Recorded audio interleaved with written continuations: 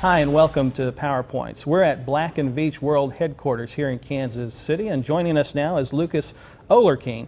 Lucas is a renewable energy consultant for Black Veatch. Lucas, thanks so much for your time today. Yeah, no problem. Happy to be here. Lucas, the energy storage market is taking off for a number of reasons. One of the primary reasons is the mandate in California. It's really sparked a lot of new interest and new development in the technology. Do you see other states following California's lead here? Do you think other states will follow suit and establish their own mandates for energy storage capacity? So I don't know if I can speak to any particular state that will actually implement a mandate similar to California. I think others will follow a similar policy, if you will, but I think there'll be other market drivers that will probably drive storage, more accurate compensation for different services that storage can provide, unique incentives to each state where there already are incentives across the country. But I don't know if there'll exactly be a mandate, but I think there's policy and other incentives that will probably drive storage going forward. What types of barriers do researchers and developers of batteries and other types of energy storage technologies, what types of barriers do they need to overcome for this market to be more commercial? I think really one thing we often focus on is the lifetime of these storage systems, the cycle life, the longevity of these things. Can they last 10 to 20 years, which is really the lifetime of some projects people really want to consider. Yeah. So lifetime is an area of research and development that the suppliers are going through, but the costs are continually dropping, kind of similar to the way we saw it with PV some years ago. Right. But that's something we as Black Veatch really have to keep up on, is the evolving costs and the evolving technologies in this space and their performance characteristics, like you said. And if there's any barriers, we have to look out for those. Yeah. Do you think energy storage is going to be a game changer in terms of how we perceive the power generation market and how we perceive the way electricity is delivered to consumers? I think there's some interesting things happening.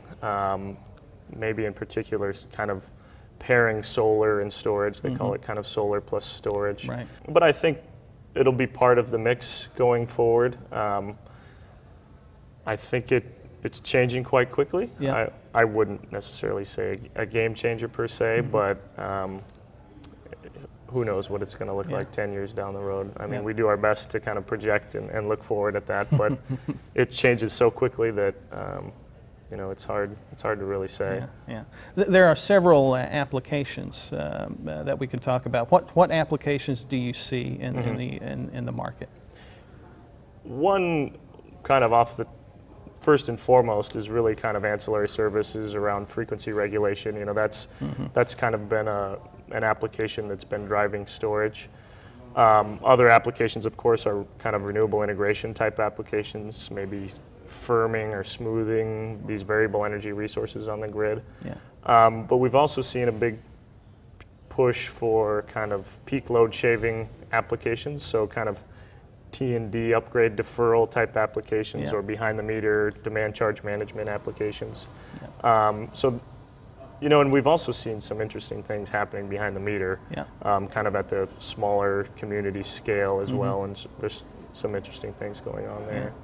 Lucas, let me ask you to look into your crystal ball, and if you had to forecast the future of the energy storage market, how would you describe the potential growth of energy storage? Well, that's a good question. I think, as renewable energy penetration continues to increase, solar penetration, I think that's going to continually drive storage growth in the United States.